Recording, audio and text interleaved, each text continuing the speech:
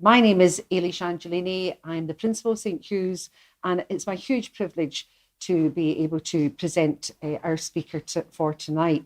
This, I think, promises to be a fantastic night, and this is also the first in a new lecture series on artificial intelligence here in the college. It aims to foster cross-disciplinary discussions on AI, and the college, for those of you who are visitors or here for the first time, is one of the first women's colleges in Oxford at a time when it was founded, when women were largely excluded from university education. So it's really fitting, I think, that we launch this series of lectures, and it's a great honour for us to do that. The whole process will be examining the missing women in AI and gender power dynamics of AI. Our aim with this lecture series is to foster cross-disciplinary discussion on AI, recognising the impact and this transformative technology can bring and the responsibilities we have in shaping how it is developed and used. We are greatly honoured to welcome Professor Judy Wajcman, is a pronunciation, one of our founding contributors to the field of the social study of science and technology, as well as to studies of gender, work and organisations. Judy is Emeritus Professor of Sociology at the LSE. Until 2022, she held the Anthony Giddens Chair in Sociology. She's a Fellow at the Alan Turing Institute, where she leads the Women in Data Science and Artificial Intelligence Research Project.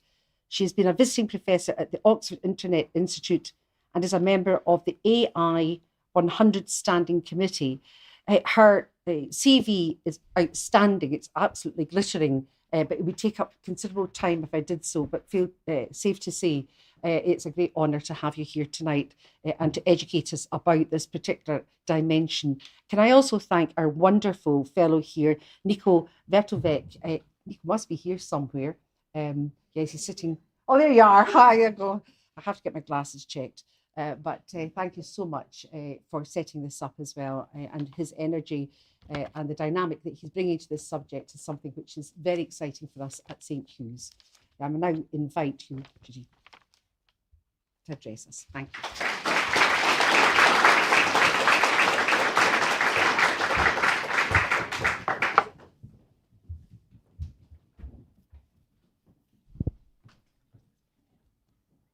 Right. We're on. We're on. Very good. Thank you. Thank you very much for that generous introduction. I'm just kind of completely delighted to be here, actually, in this college, and I'm so pleased that I've been invited to give this first lecture in a series that I'm sure will be fantastic, partly in relation to the Oxford Women in Computer Science Society series. And it's a very good moment to pause and think about these issues, because in fact, I'm sure you all know that last Tuesday was Ada Lovelace Day, and I was on a panel celebrating that. And I did some research on Ada Lovelace for that and was reminded that Alan Turing, in fact, read her papers when he started his work at Bletchley, which is very rarely kind of mentioned, actually, that they'd been sitting there for years, gathering dust, as one says, and that he read them and learnt a lot from them. I should also say that it's been the week of the Nobel Prize winners, and you may have noted that they were all won by men apart from literature, and that we were again held up as the superheroes that were held up for us, as usual, were Dennis Hassabis and Geoffrey Hinton. And I did think to myself, I had hoped this had changed because such a fuss was made last year when Claudia Golden won the economics prize, that, that was going to be it and things would be transformed. It appears not. So I am again asking, where are the women, which is my theme this evening. I want to stress at the outset, particularly as I know there'll be some students of computer science here, that I'm a sociologist. I'm not a computer scientist. And that's the lens. I work on the sociology of work, organizations, time, lots of different things. And that's the lens through which I really approach this question of gender and digitalisation. And as a sociologist and a science and technology studies person, I'm very sort of happy that in the last few years, I think, there's been much more recognition that technology is social, that it has a kind of social context, that really we get a technology that reflects society in many ways. And I'm also happy that currently there's quite an extensive conversation going on about responsible AI, about ethical AI, that people are very involved with here. But having said that, I still think it's very important to just pause. And this came round at some point. And to me, it was a pause and saying, look, hang on a moment. Are we giving sufficient attention to the gender power relations embedded in technology? I really love this, given the sort of discussion that has gone on, and someone putting at the bottom actually, what about the cleaning and bathrooms and whatnot. So what I want to do this evening is to begin by describing women's position in data science and AI. I then want to talk about the gender skills gap and how it came about, and the kind of historical reasons, if you like, and how this equation between masculinity and technology has such resonance over such a long time. In fact, I would argue that the very way we think about science and technology, the way we think about what counts as knowledge, what counts as skill, and what counts as expertise, is heavily influenced by gender power relations. And I want to argue that this lack of diversity really has very profound consequences. That it not only determines who gets good jobs and interesting jobs and well-paid jobs, but it shapes the kinds of problems that we think of using technology for. It shapes the very products of the technology and the markets they serve. And this has really been the core of my own work for many decades. Sometimes I call it techno-feminism, sometimes I call it feminist science studies, feminist technoscience. But at the core of all of this work really is our thinking that technologies are socially shaped, that we live in a society where there's gender inequality. And so it follows to me that there is a problem about gender and technology. And my worry is, and I will talk about this during the lecture, that given that AI is being developed in such a society, that it may have a tendency to reproduce the kind of gender relations, gender power relations that we're currently living with. And perhaps to put it at its most simple or its most controversial, I would say that the technical systems may be new, but the patriarchy still holds its grip on the hardware and the software. And I think it's particularly important to think about this now, because AI tools are really being presented to us at the moment as the solution to a whole host of problems, most problems actually, and I want to question that as well. So let me start. I mean, some people say to me, are you really still working on women in STEM? Many people say this to me. Why are you still doing this, Jude? After all these decades, surely this was an issue for second wave feminists. We're now in what's, the people at Davos talk about as the fourth industrial revolution and AI revolution and knowledge economy. Things have dramatically changed. Surely issues like equal pay is a very old hat kind of issue. And certainly, if you were to ask ChatGPT about the implications of AI for gender equality, this was ChatGPT a year or two ago. They've probably improved the versions. But if you asked at that point, it would say that it will eliminate human bias because it programs with no assumptions about gender or other personal characteristics. Indeed, it would say that it can help to level the playing field for women in the workplace. Now, these claims are simply not true. That's what I'm going to argue. And my colleagues would say that ChatGPT on these occasions is hallucinating, as they put it, doesn't really know what it's talking about. We're constantly told that AI will lead to lots of fantastic, high quality, well-paid jobs, as we are with every technological revolution I've lived through.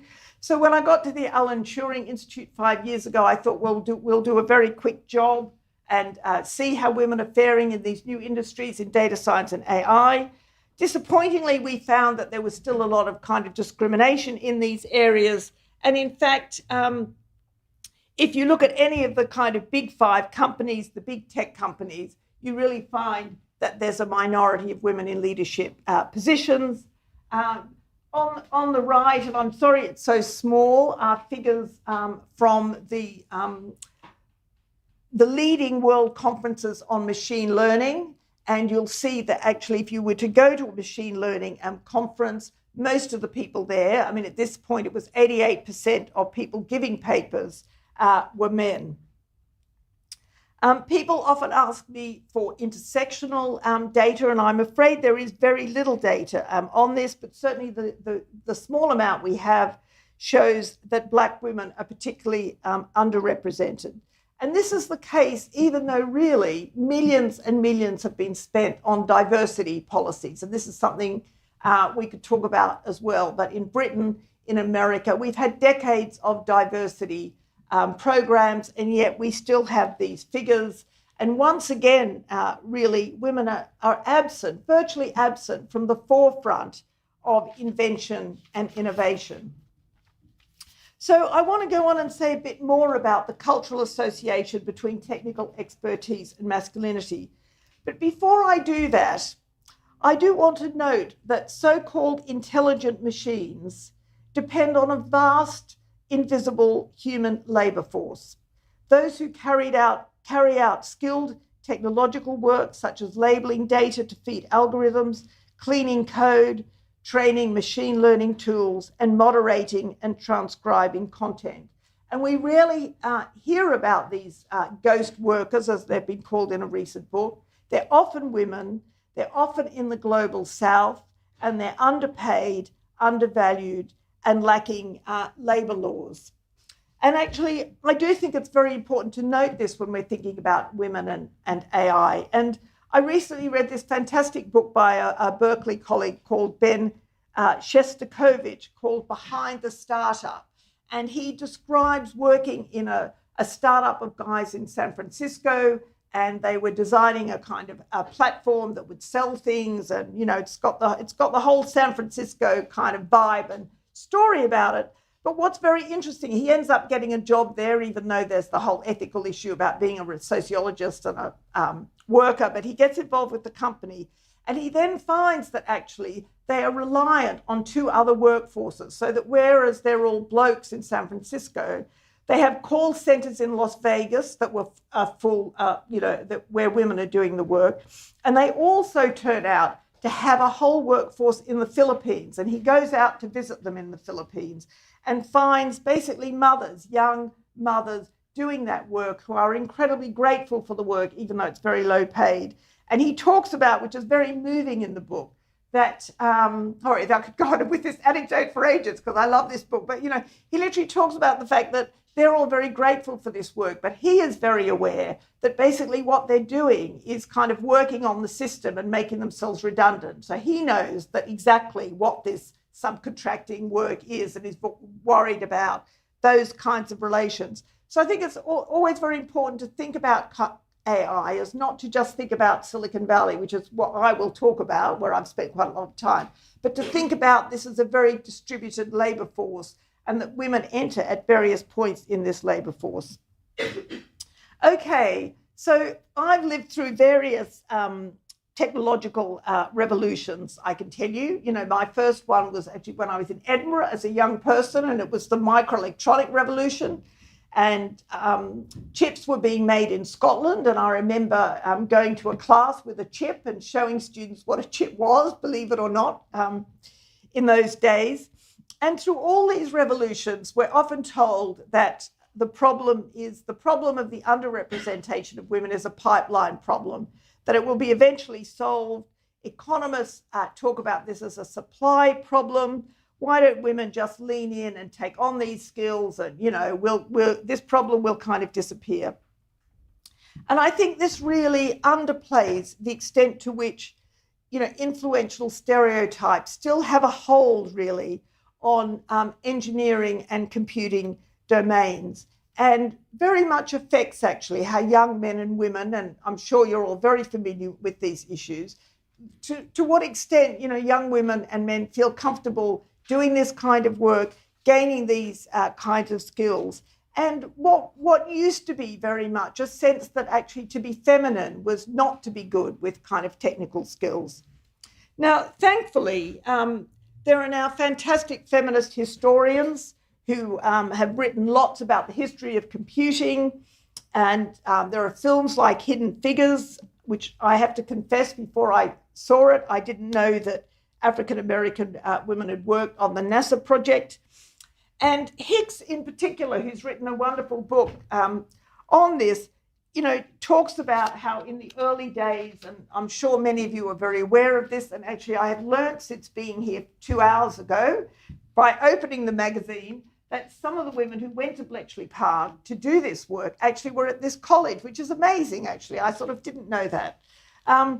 So, we have here an occupation that absolutely is a women's occupation. There is no problem with that. And in Hicks' book, she talks about over a period of time, computer programming changes its nature, becomes professionalized, becomes highly paid, and women start to be marginalized from this, and that somehow the cultural association kind of shifts. And I know this as an employment sociologist, that you think of certain kinds of jobs as women's jobs or men's jobs, but actually if you look historically, they change over time. And this one has changed from a women's job to much more a kind of male job.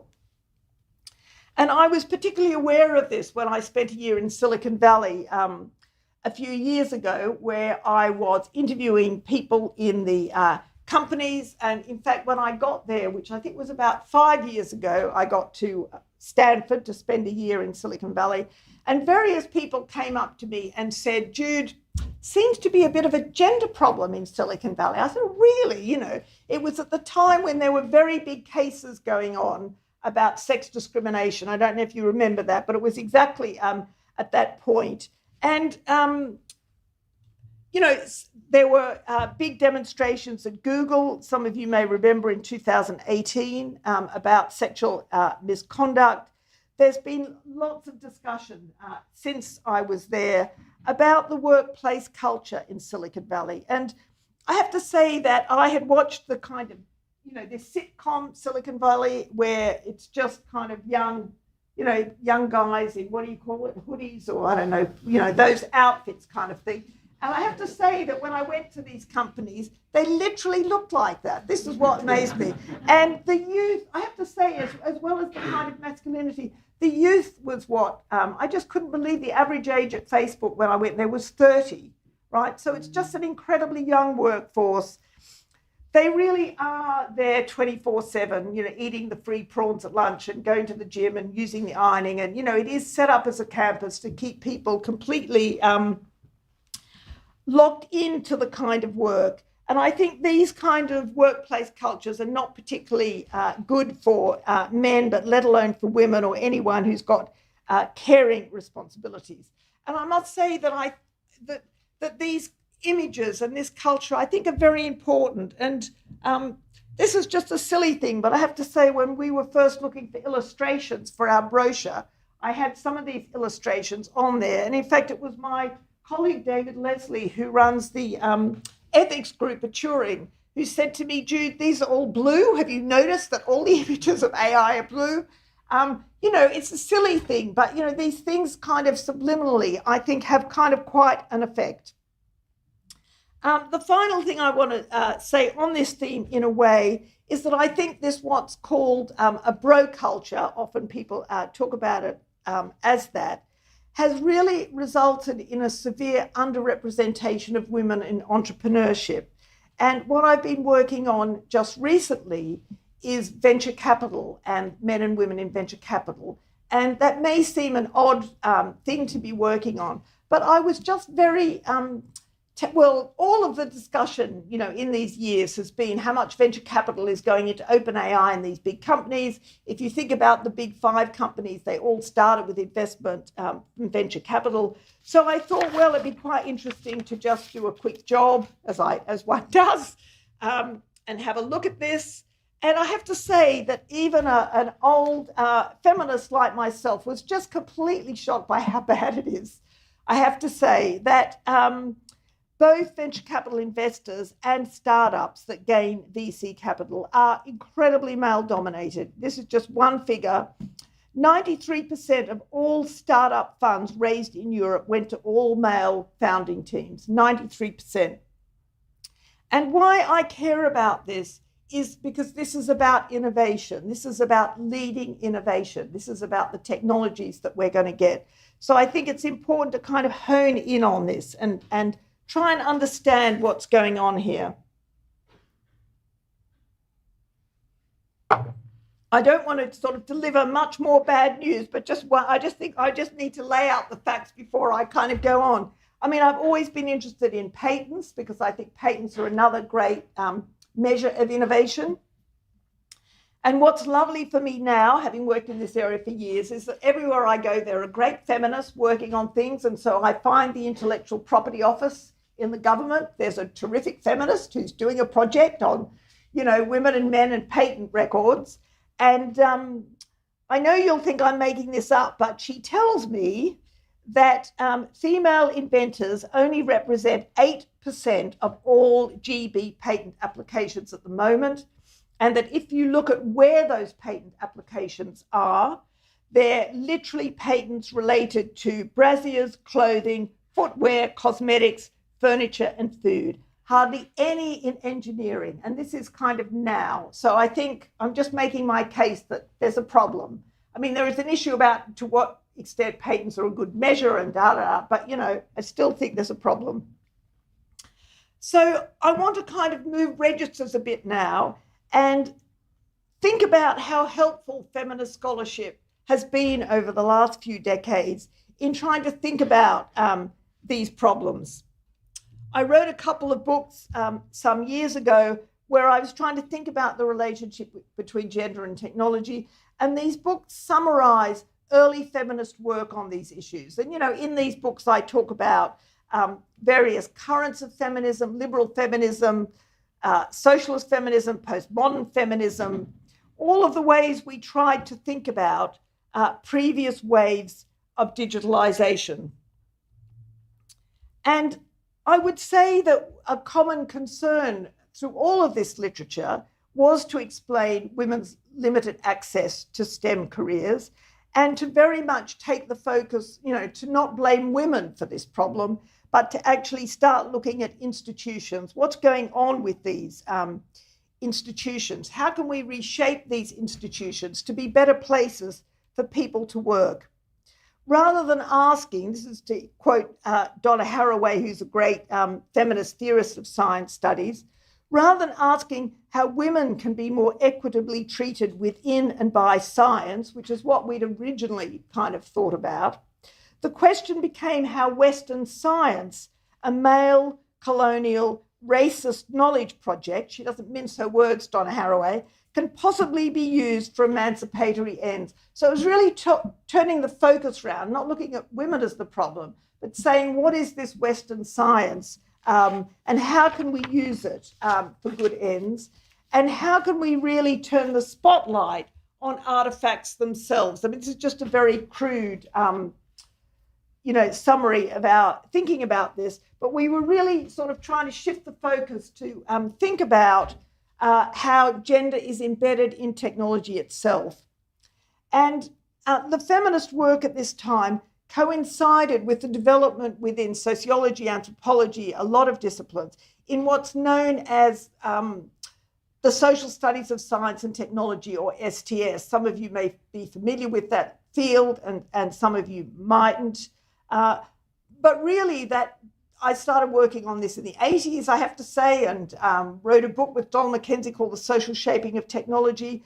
And we were very much trying to counter the view that somehow technology is neutral, that we just get the best technology, that there's just an inevitable application of science to the best technology, that we get it independently of social, political, economic factors, and counter a sort of technological determinism, like what can we do? These are the best technologies, so we just have to adopt them. And we were very much trying to say, look, actually, technological change is political and economic and social, And I think there's much more recognition of that now than there used to be. But I'd say that there's still less understanding of how technologies themselves are socially shaped, that technologies reflect society. And I was very pleased that Dennis Hassabis, who's just won the Nobel Prize, did recently state that technology is a learning system. So inevitably, it will bear some imprint of the value system and culture of the designer. So reflecting back on second wave feminism and this literature, I'd say that some of our insights are still very relevant. And I'm thinking here of the literature on the gendering of skills and jobs, the conception of technology as a socio-technical product and as a cultural practice, and our critique of binaries, male, female, nature, culture, emotion, reason, all of these things. But in recent years, feminist work has really been enriched by a lot of engagement with what's now known as intersectional feminist literature. And here I'm thinking about critical race theory, post-colonial theory. There's much more recognition, I think, now than there was when we were doing our early work, that women are a multifaceted and heterogeneous group with a plurality of interests. And I think this has been a very important insight, particularly as we've moved from looking at digital technologies in the sense of social media to looking at AI. But I still go back to Donna Haraway, who is worth a read if any of you haven't read her, the Cyborg Manifesto we were talking about before, because I'm very much like the way she made the distinction between, or talked about the fact that she didn't want to be either an eco-feminist goddess, that there is no going back to nature, that endlessly, and, The Guardian is full of this, somebody will go native. I went somewhere and switched off all my machines and I survived a week and I feel much better. And, the solution is take phones away from kids and, let's go back to a natural world. And we don't want to completely merge with machines. She was always saying, look, the issue is no longer whether to accept or oppose technoscience, but rather how to engage strategically with technoscience while at the same time being its chief critic. And in a sense, that's exactly where I place myself, if you like, that I think very much in those terms, and then try and think about, well, if artifacts have politics, how can we unravel the gender relations of them? And to just give you a couple of very simple examples, there's been quite a lot of publicity recently about seatbelts, for example, and that seatbelts were not designed for pregnant women. There's a lot of discussion about smart houses and the way a lot of the technology is for entertainment and not for cooking. There are various other examples one could give, trying to kind of unravel the gendering of these technologies. Now, one of the things I worked on actually when I was at the Oxford Internet Institute some years ago was looking at search engines, because it was the early days and I was very interested in how people went to Google and assumed when they were searching that they were getting objective knowledge, like we all thought that. And I then found that Google were using a lot of knowledge from Wikipedia. So we did a bit of research on Wikipedia and we found that women's biographies were very underrepresented in Wikipedia. And not only that, but it turned out that most of the volunteers, and it's this great free project, Wikipedia, that most of the volunteer editors were in fact men. Now, there's been lots of projects in lots of countries, and once a year, I think the Royal Society sponsors an activity where lots of women, they put women scientists on Wikipedia and try and improve these things. But I'd argue that it still very much skews knowledge towards men, and as importantly, towards Western English-speaking countries. And what I didn't foresee, and this is my point now, what I didn't foresee was that these same biased data sources would be used to train machine learning systems that are the backbone of AI. I was very aware of the biases in Wikipedia in those knowledge engines, but I didn't really see how, well, I didn't know about it, how AI would be trained on exactly these data sources that we had talked about as recycling these old tropes, if you like, of marginalization. And why it's a particularly important point to make is that algorithms and automated systems are presented and applied as if they are impartial, neutral, and objective, that we're endlessly told that they make decisions in a more impartial way than human beings can, but yet actually I would argue that bias often gets amplified through these systems. And I just want to talk quickly about some of the ways in which this happens. One of the ways is that the data used to train these systems underrepresents certain groups. And a key example of this is what we call the gender data gap, the failure to collect data on women. And there's a terrific book called Invisible Women that we were talking about by Caroline Criado Perez, where she talks about how this lack of disaggregated data actually affects women's health in very serious ways. And one of the examples that she gives is heart failure trials, which have been historically based on men, have failed to diagnose heart attacks with women.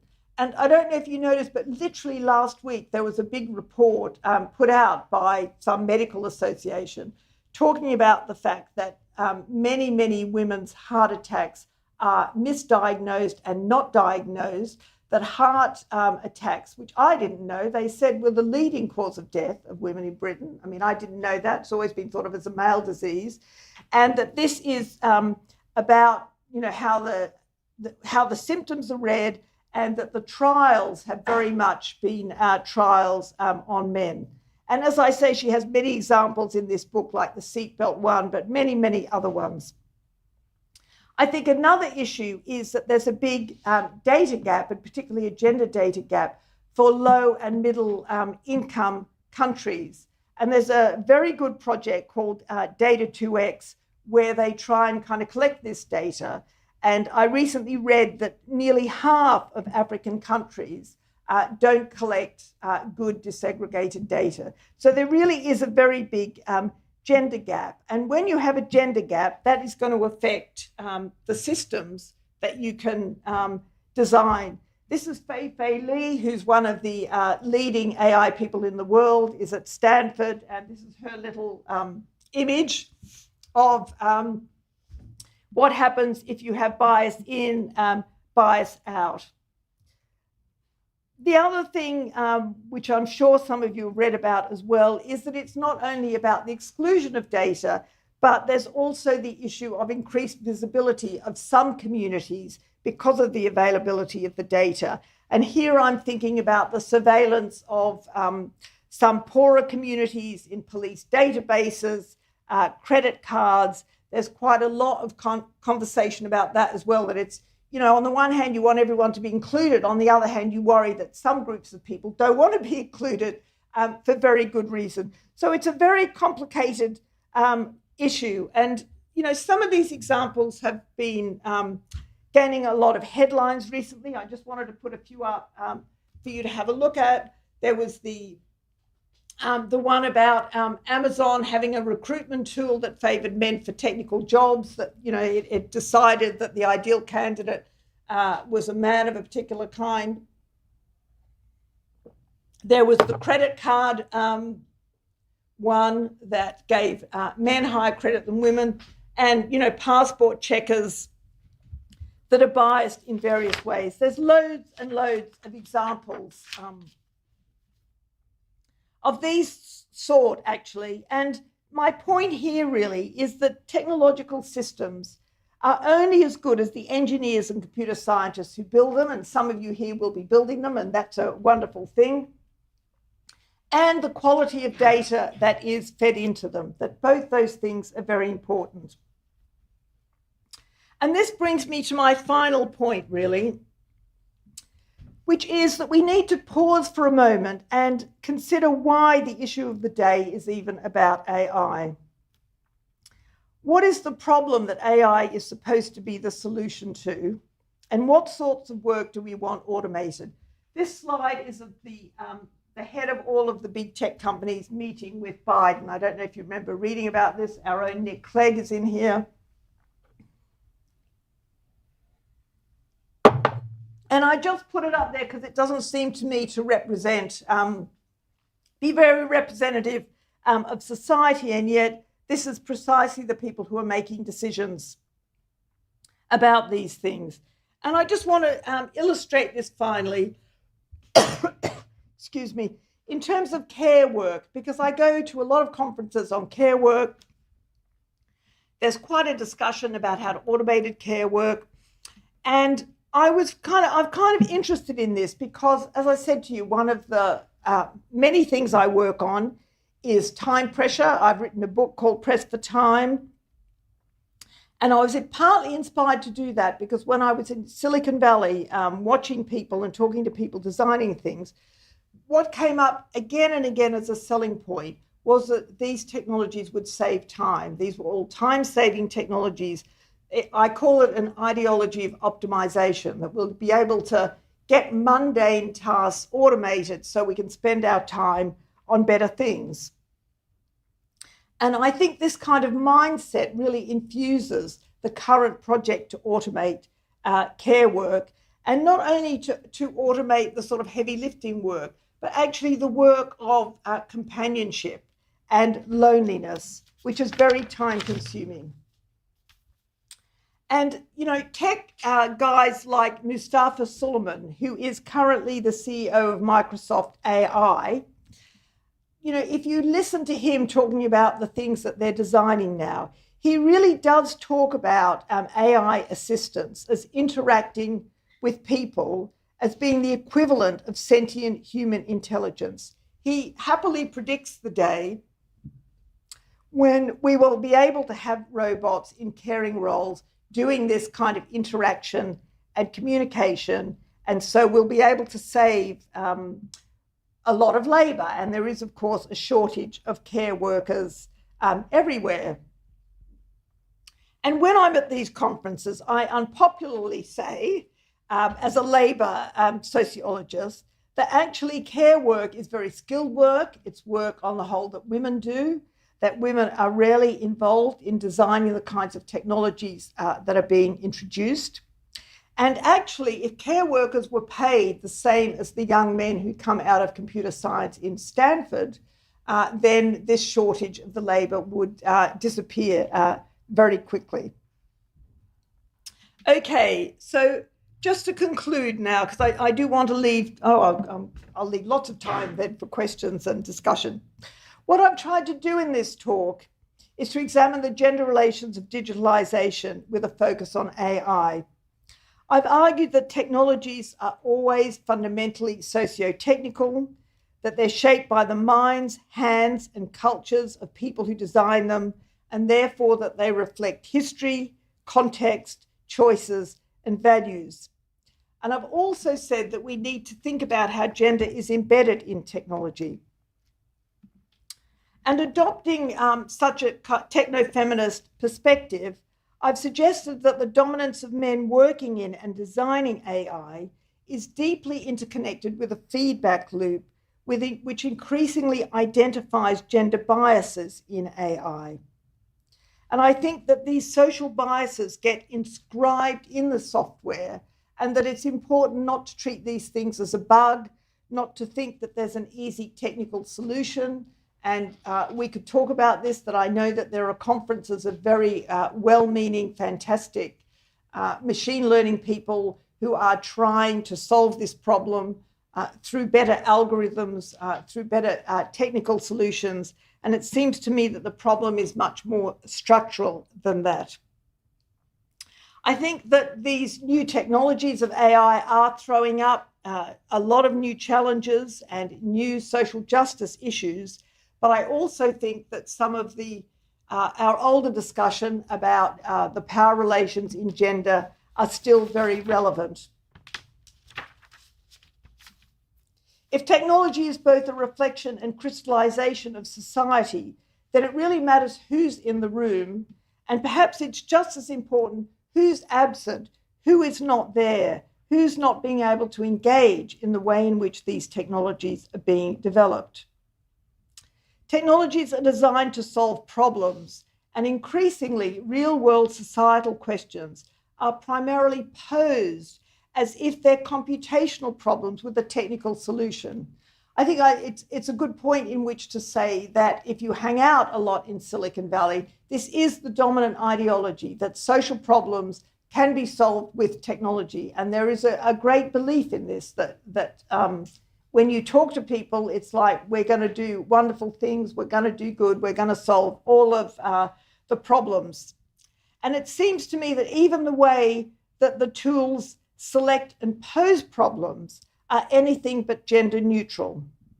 So I think this gender gap matters hugely, and this is where I always end, if you like, not only in the here and now, but because it informs the very way we imagine our future. You know, Silicon Valley, I think, takes up a lot of our imagination in terms of envisaging what the world's going to be like, what kinds of technologies we want to live with. And it's very hard, given the dominance, I think, of those narratives, for us to think about alternative narratives that would give technology a different place in a different kind of society that we might imagine. Thank you.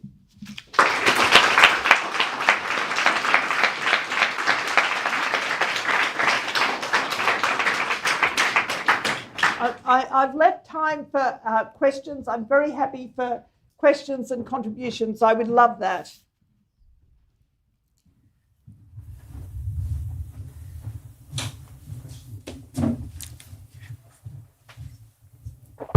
Hi, I'm Giza. I'm a first year student here at St. Hugh's. I'm studying philosophy and linguistics. Firstly, I'd like to thank you for your talk. I think I speak on behalf of everyone when I say that it was a very insightful and well-structured contribution to the conversation on this important topic. My question pertains to the issue of transgender women.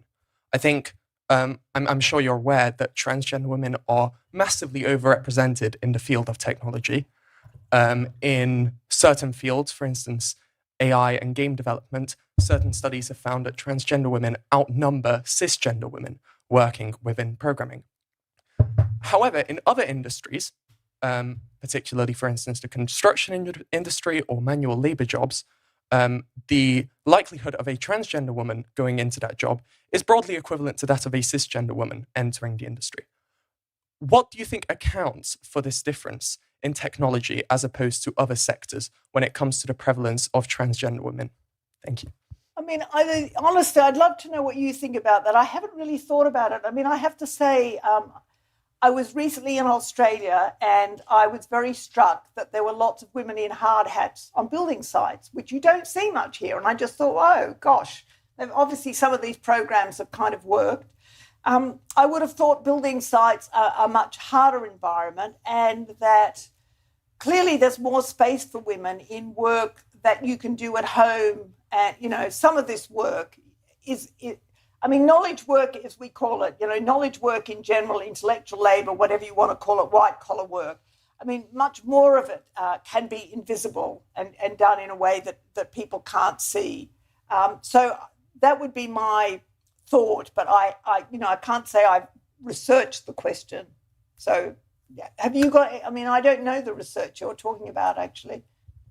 Well, yeah, I understand your point, but I think it's also important to consider then in that regard why, as you've mentioned, women are clearly cisgender women and all women are underrepresented in the field of technology. So clearly there is something about technology that causes there to be a split between the proportion of transgender women and cisgender women that doesn't exist in any other sector, as far as I'm aware. I just brought up the example of construction because that's one where I'm familiar with the statistics. Yeah. But I think it's more to do with there being something about technology specifically that's different or unique. But I'm also, not aware of what specifically could be contributing to that. No, thank you. Thank you for this talk. I'm a product of both Oxford and Stanford. I'm quite familiar with what they talk about, particularly Fei Li. As you know, she's the principal investigator of ImageNet, right? Two things that I just want to mention. Yeah. First of all, have you heard about the idea of isomorphism by DiMaggio and Powell? No? Okay, quickly.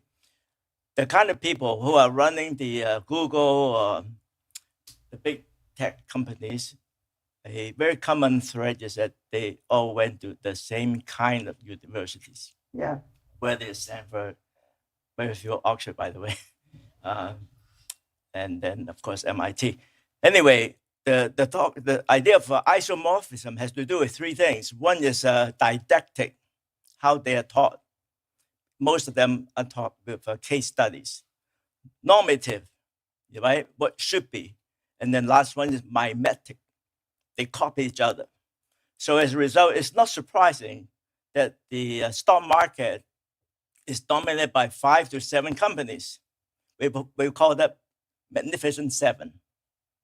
Are you familiar with that term? Yeah. Okay, so they control approximately 31% of the total value of the S&P 500. Okay, so that's the first point. Second thing, now, Oxford is very much aware of the shortage of capital, particularly venture capital, which is the business I'm in, okay, for women. So as a result, for the Oxford Angel Fund, which we run in Palo Alto, we try to recruit more and more startups founded by women. Now, for me, I'd love to. We'll talk about this. Right. Yes. For me, I'll quickly finish it so that you have some idea. So what's really important and missing in your talk here is women's health is undercapitalized and underserved. But this is the part that we really care a lot about, particularly 2 types of diseases that only affect women: ovarian cancer and endometriosis. So that's it. I don't want to talk all night, but anyway, that's my comment. No, and I've got a lot to say about that, and I'll talk to you about it later. But I mean, 2 things about that, and you're absolutely right. I mean, the first thing is, particularly when we looked at venture capital, you're absolutely right that most of the people have gone to Stanford, Oxford, that actually it's a very narrow pool of people who are all very much like each other in terms of kind of their background and where they're from. And so they reproduce that. The second thing is, I wonder if you've seen, and it was just published literally a couple of days ago, and we were trying to do some work on this as well. There was a fantastic study, study published on health startups, showing that actually even in health startups, where you would have thought that having women involved in those startups would be an advantage to getting funding, that if women are involved in them, they get less funding. And that the most successful health startup, Europe Flow, was set up by 2 men. So it's a piece that actually has examined in detail, as you say, this great area that needs funding, and that even in an area that women's experiences would obviously be an advantage, they get less capital and are less funded. So, let's keep sort of talking about that. But this is a very interesting piece, and we found this we were surprised as well. And the only explanation we could come up with, just to continue on this theme, is the woman who did the study just said that, the men just trust other men to be better at doing these things. And the other thing she says is that even the language that the women are using, that there was somehow a kind of conception that the women were doing this for ideological reasons and not economic, not good business sense. Whereas when the guys were doing it, even if they used the same language, it was seen as, well, clearly they were just in this because this was going to be a good business. So it's a very interesting piece on that, because I agree with you. We were very struck by how it seems obvious that the huge area should be femtech, as it's called, women health technology, and it has been underfunded to date. So let's continue this conversation. Yes. Hello. I'm a 4th year DPhil in women's reproductive health, so mostly a biologist, but I do a little bit of machine learning. So my question is not that technical. please forgive me. But I'm wondering, so if is there such thing when we look at bias and discrimination? Is there such thing? So there's such thing as like human nature. Is there such thing as like machine learning nature, where it's just like it goes to a conclusion, and then the way it's thinking is biased? So I guess my question is, when these machine learning models, they produce a really biased or discriminatory model in the end, is that because of the way it interprets the primary sources, or is it learning from the way of thinking from these really biased or discriminatory sources? Yeah, no, I mean, it's a good question, and I'm very always uncomfortable with the concept of bias. I don't think it's a great concept, and what we try and do is talk about conscious bias and unconscious bias and try and stress that actually it's clearly not conscious bias. Nobody's sitting down thinking how we're going to kind of do this. I remember I used to be asked in the old days, I used to work at a university in Sydney that had a lot of stairs. And I remember when I was interviewed once, an old professor said to me, right, so you think we built all those stairs so that women in prams wouldn't be able to get to the library? I said, no, I don't think you sat down and thought that.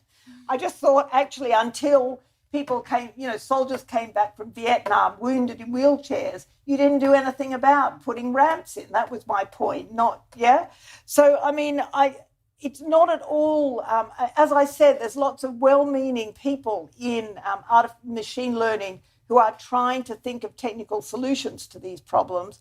But my view is that actually the data sources, that if you've got an unequal society, you've got data sources that are like Wikipedia, that are based on historical kind of divisions and historical assumptions, then it's very hard not to be kind of reproducing those things if that's the data you're feeding in. Now, I know, and I'm on very thin ground now because I'm not a computer scientist, but I read, and the computer scientists can help me here, that there's an even bigger problem with what they call synthetic data, that they're sort of running out of this data and are trying to use artificial data. Where's my sponsor? He's gone here. Yes, I don't... and I'm told that the problems of bias are even worse when it's synthetic data. So I read, so that there isn't an easy solution. What is synthetic? Can you? So, I mean, there's many different areas of machine learning, and I don't specialize in, for instance, generative AI or something like that. But when you're trying to create data that mimics close enough your existing data set, but expands it so that you have more training data in order to train your model, and you can build in certain statistical tests in order to try to sieve out any sort of biases. You can use proxy variables and all this sorts of stuff. But you need to be aware of what you actually want. What are the biases that you want to be sieving out in the first place? And maybe now I'm treading on your territory here, but this is, I think a lot of the times when we look at what are actually the biases that, for instance, Facebook or these other big companies that are mostly men, what are the biases that they're interested in and that they are talking about? They will come up often with other biases than if you had asked women in the field. And so it's, even if there are the tools there, you need to know how to apply them and what problems you actually want to be looking for in the first place. So it's such a multifaceted problem. Just really briefly on that. Yeah. Hi, Yes. Thank you so much for your lecture.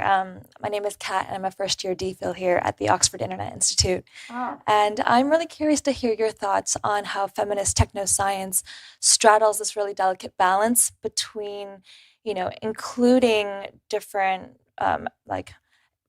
people's opinions and perspectives, like you said, to further epistemic justice, straddling that, and also allowing communities who wish to remain inscrutable to these technologies to avoid being preyed on by predatory tech that's being employed by police forces or governments, etc.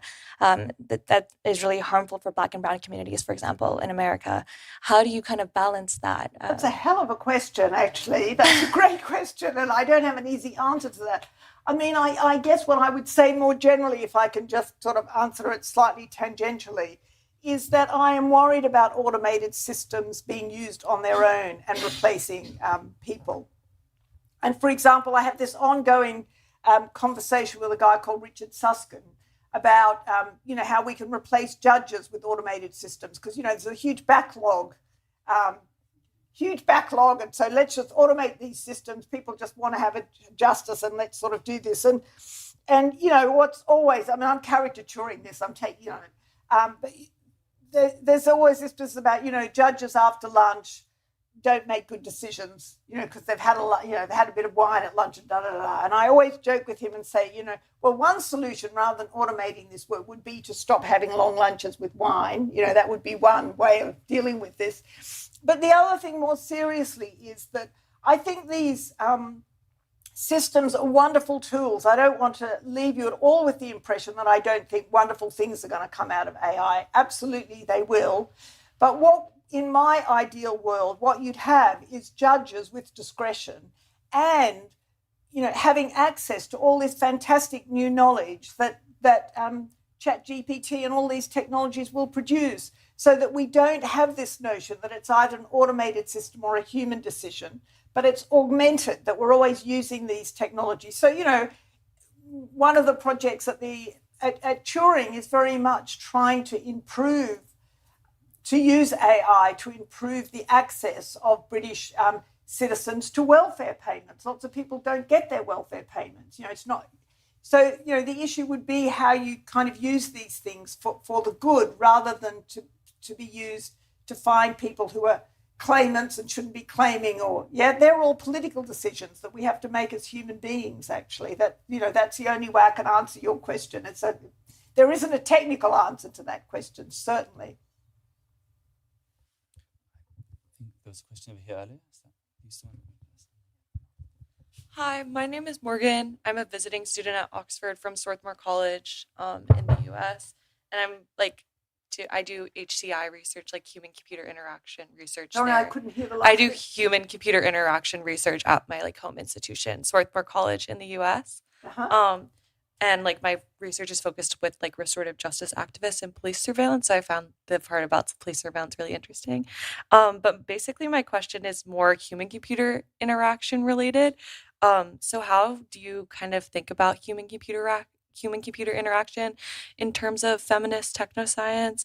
And how does that fit into your perspective and work? And also specifically feminist HCI, and also scholars such as Joy Blum-Weenie and others, Gender Shades, if you know that. But yeah, I'm just interested how you kind of think that fits into your work.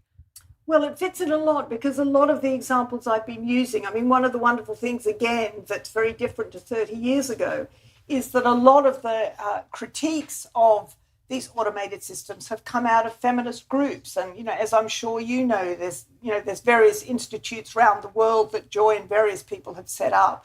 And they've really been at the forefront, actually, of kind of exposing how these biases have been operating. So I don't sort of have to think about it, if you know what I mean. I think that feminist work has really been at the forefront of this. And some of my colleagues in science and technology studies have literally written Biden's AI bill. And some of them are very prominent in the antitrust areas in the US. So it seems to me that, feminist work in terms of, critiques is now everywhere in this area, including various good pieces I've read about computer-human interaction. There's some good articles, as I'm sure you know, trying to use design thinking for feminist and social justice ends. So I'm very keen on all that work.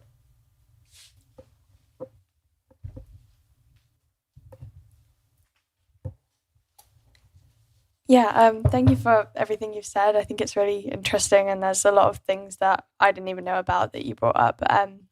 I feel like quite a lot of women in this room have probably experienced a lot of these things in terms of just the inequalities. If you're working in tech, you kind of just experience them on the day-to-day. And you mentioned that even though these companies are increasingly including diversity schemes, it's still not changing. Do you think there's anything really that can be done that isn't already being done? And what do you think kind of the source of these diversity schemes kind of failing is currently, and how can we change that, if you think that, obviously it's a matter of social justice changing this, how do we make that change happen? I mean, I kind of think it's hard, and I think it's easy. I mean, there are examples. I'm sorry to give examples from the States, but I don't know if you've heard about Harvey Mudd College. But, there are these examples where the principal of that college just decided that half of the computer science students would be women, and changed the curriculum and did a lot of work on that, was totally committed to it. And now within a very short period of time, 50% are women. I mean, I think when there's a lot of will and a thoughtfulness about the curriculum, these things can be done very quickly. And I mean, again, this is sort of an anecdote from my very, very early work, but I wrote a book many decades ago on women and men in senior management in a tech company in Britain. And there was a very short moment where there was a financial incentive introduced into performance management, so that if the managers under a senior manager increased in diversity, there was actually a financial incentive given. Overnight, actually, things changed. And then, unfortunately, it doesn't have a good ending, because there was a backlash, unfortunately, and they sort of dropped the scheme. But I think it just takes a lot of commitment, dramatic commitment, actually, and then things can be done very quickly and easily. And I mean, the other thing, I failed. There's many things I left out of my story.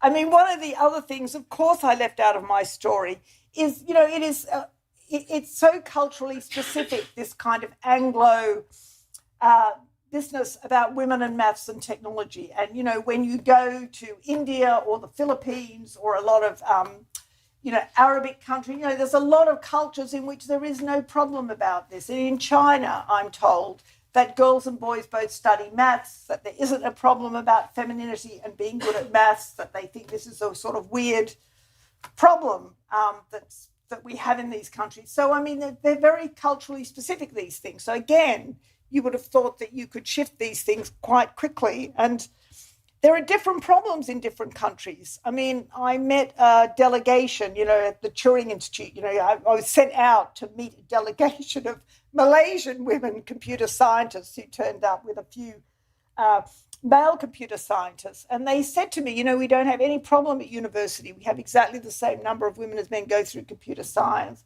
And I said, oh, well, that's great. And then she said to me facetiously, she set me up a bit, I think. She knew who I was, sort of thing, and said, but, as soon as they finish, they have to go and get married and stop working. So, they have the education, but then it's a culture where they can't work. So, I mean, there's specific problems in different places, but not hard in a way. Thank you. I think we have time for one or two more questions. Over here. Thank you very much for your talk. I think there are also you have two bullet points, two main parts. There's the social justice, the question of access. How do we also pay the women that are already in technology? And then there's the question of technology kind of reproducing and amplifying gendered power relationships in our society. To what extent do you think the latter is because of the former? So, or to turn the question around, how much will it be sufficient? Will we fix the problem by having a multiplicity of perspectives, or are there other questions of the need to make profit, the need to hyperscale, and other systemic issues in the industry, in our system, that we also have to consider in relation to question as well, of course. I guess I'd sort of, it's called the Lehman Brothers, the Lehman sisters question, I'm afraid. Would it have made a difference if women were running banks?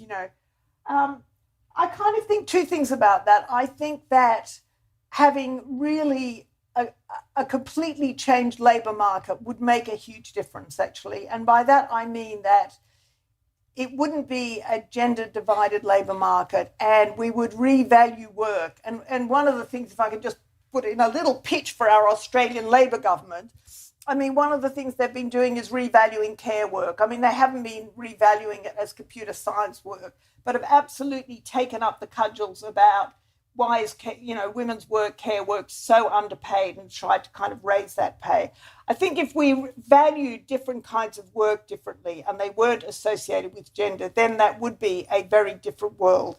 But even if that was the case, and you're absolutely right, there is the problem about monopolistic behaviour. And my Financial Times on Saturday I read the Financial Times every weekend, and I suggest you do the same, because that's really where you find out what is happening in the world. And there was a page article about how in America there's going to be a big legal case to try and break up Google. I mean, of course, whether this is possible or not. But, you know, one of the things I thought decades ago when I was at the OII, and some guys from Google came, and this was really early days, and they said, we are just providing information for the world. That's our project.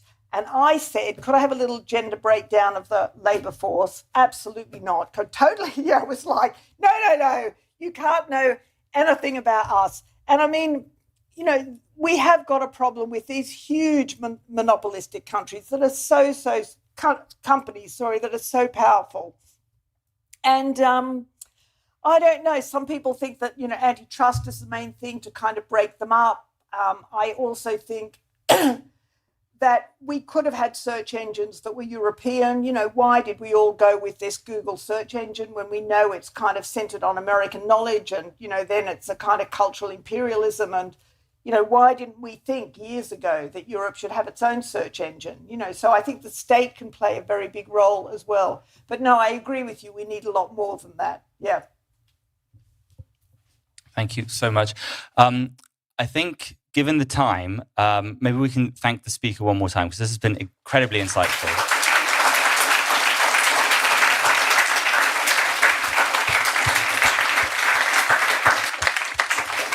And we'll have more time in a moment to ask questions and to foster discussion, etc. I mean, this is what this new lecture series is really about, is how can we get these cross-disciplinary discussions going and be asking exactly these questions? And it's so fantastic to see so many people from different disciplines here today and asking completely different questions, etc.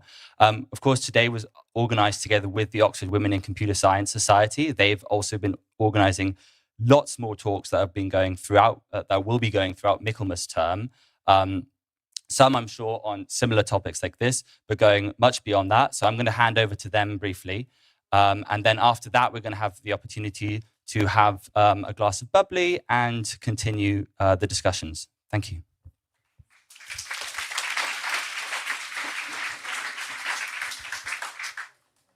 Two microphones.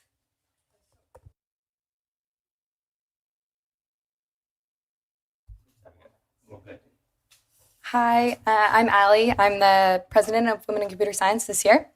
So I'm going to tell you a little bit about what our community does, but I won't take too much of your time so we can get to more discussions.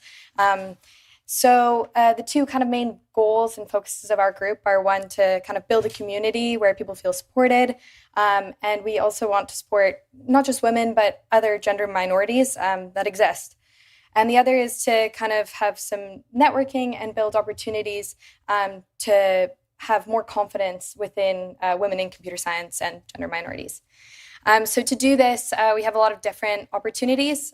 We have outreach opportunities, so ways that you can get involved with the community and teach. For example, we have one event where it's for children that are going into maths, kind of like a math day event. We also have social events, so to kind of just build a general community and have a way to connect with people with similar backgrounds. We have industry events, so we work with a bunch of wonderful partners and sponsors that allow us to kind of run some of these events, and they have networking events, but they also have a bunch of opportunities to learn how to, for example, build resumes and things like that. We have a conference that we run with Cambridge where we like to highlight the work of women. So although we're a Women in Computer Science Society, we also love everyone. So we're actually here to kind of support people by just highlighting this work, so you can learn about the brilliant work that women are doing. And along with that is the seminar series, which we highlight work of women as well. And then our one more event that we kind of run throughout the year is called Gen STEM, which is with the other women in STEM societies, so we can learn about all the different STEM fields. yeah, so overall, we have like a lot of different events happening. We have a term card over there, and we'll have a booth, and a couple of us are from Oxbox. So if you don't know and you want to learn more, please feel free to talk to me or anyone kind of around. And lastly, I'd just like to thank Judy again for the incredible talk, especially being from a computer science background. I think it was really eye-opening to see, kind of take a step back from the algorithms and the development and think about how I can kind of take this and apply it to my work. So it's really, really great discussions. And thank you to Nico for inviting us and organizing the whole event. So yeah, with that, I'll leave it back to Nico or to the refreshments.